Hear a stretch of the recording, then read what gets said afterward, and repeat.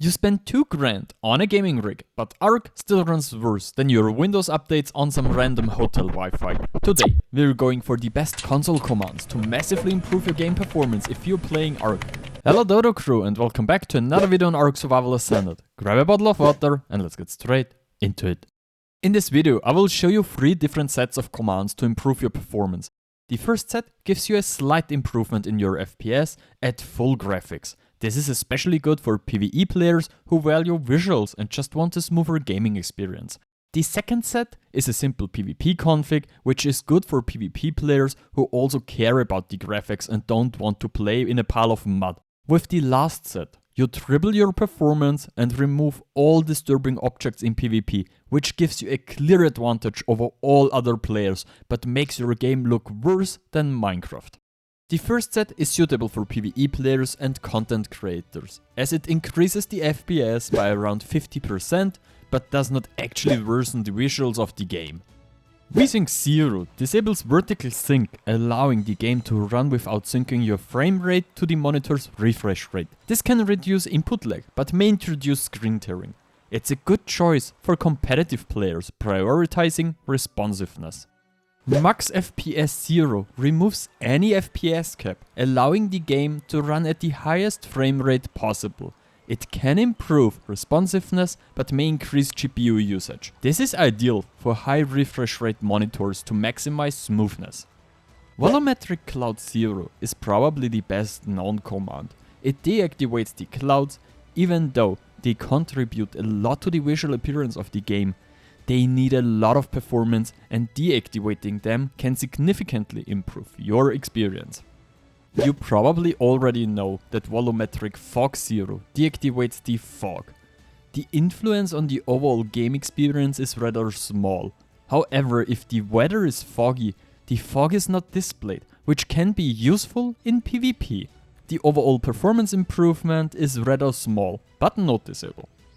Fog 0 disables fog rendering in the game. This improves visibility and may slightly enhance the performance, especially underwater, by reducing the need to render atmospheric effects. This is especially useful in areas with heavy fog to make the environment clearer. Detail mode 0 sets the detail mode to the lowest setting, disabling small or background details.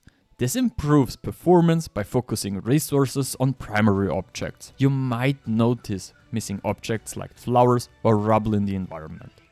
Screen percentage 100 renders the game at 100% of the screen resolution. If a value less than 100 is selected, the game is rendered on a smaller resolution and then upscaled. This makes the rendering faster, but details are lost.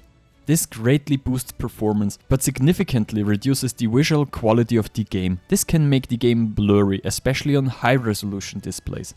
On a side note, as of I'm editing this, I'm at about 6k subs. If you could sub to help me reaching my goal of 10k subs by the end of the year, I would greatly appreciate it. The light PvP config contains all commands from the PvE config and additional commands that improve visibility of your enemies and at the same time ensure that you see better and get more FPS than everyone else. Shadows make the game look much better. However, shadows have 2 disadvantages. Firstly, they consume a lot of performance, and secondly, they make it super hard to see enemies in the forest or tall grass. You can deactivate small shadows with the command r.ContactShadow0. Depending on where you are, this setting can have different effects on performance. Normally, however, the FPS will slightly improve and you gain a clear advantage in PvP. With Shadow Virtual Enable 0, you can disable high resolution shadows, giving you a clear performance boost and an advantage in PvP.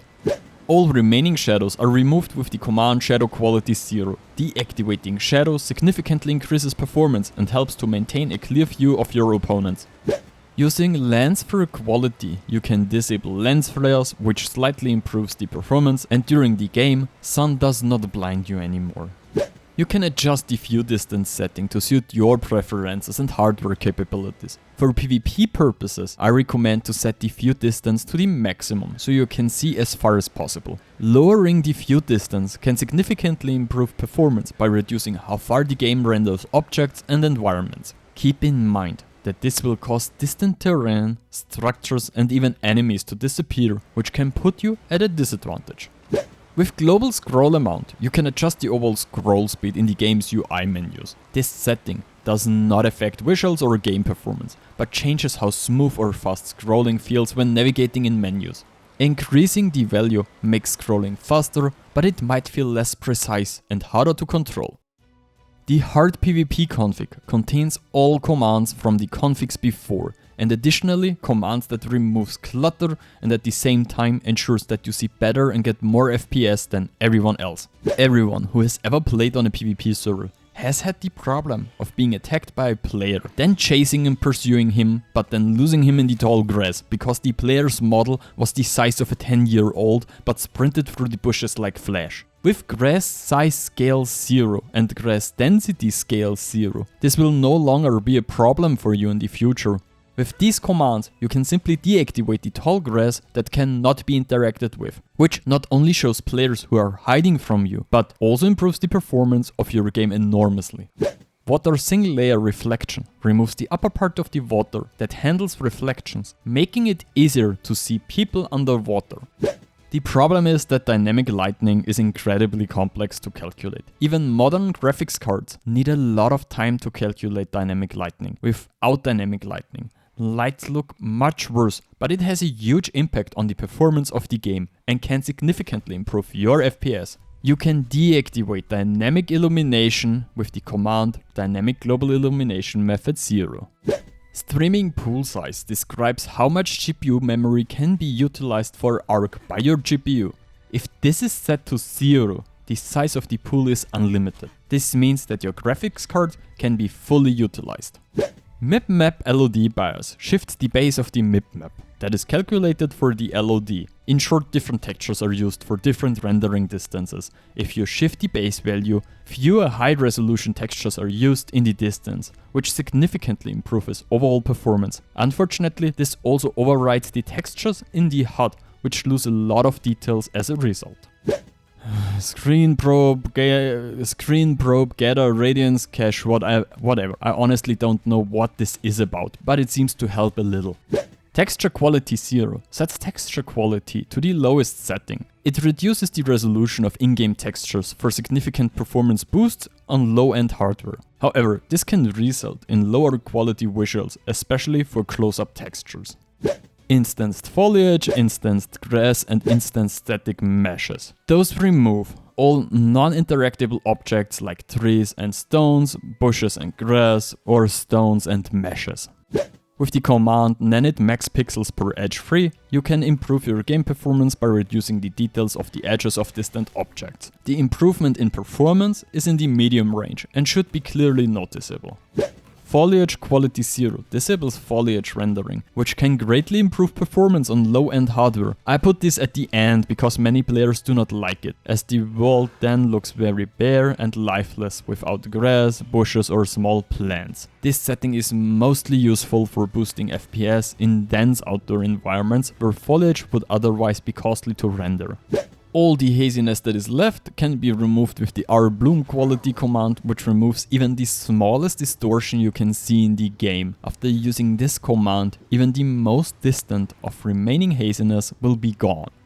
To counteract textures and objects appearing blurry when scaling, you can use the Tone Mapper Sharpener. This applies a sharpening filter to the graphics, improving clarity and detail perception without having a major impact on performance. Especially with low resolution textures, this setting ensures that everything looks much sharper and clearer.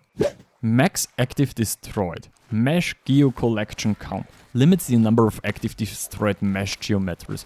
Reducing this to 0 prevents rendering of destroyed objects, saving resources. But it can make destruction events feel less immersive, though as rocks just disappear. Global Illumination Quality sets the maximum roughness value for which Lumen still traces dedicated reflection rays. Higher values improve reflection quality, but greatly increases GPU cost. Sky Atmosphere disables Sky Atmosphere rendering and shader code, greatly improving performance. I put this at the end because many players do not like this, as the sky gets very grey and the game starts to look very bad. VT Enable Feedback disables virtual texture feedback, a feature used for efficient texture streaming. It reduces GPU load at the cost of potential stuttering in loading textures. This setting is useful when virtual textures aren't heavily relied upon. Max CPU particles per emitter 0. Limits the number of CPU simulated particles a single emitter can spawn at once, which helps preventing huge particle counts from killing performance. I hope you liked this video, and I'm thrilled to read if this video has helped you. Hit the like button, leave a comment below for the algorithm, and consider subbing to the channel. Alright, Frodo.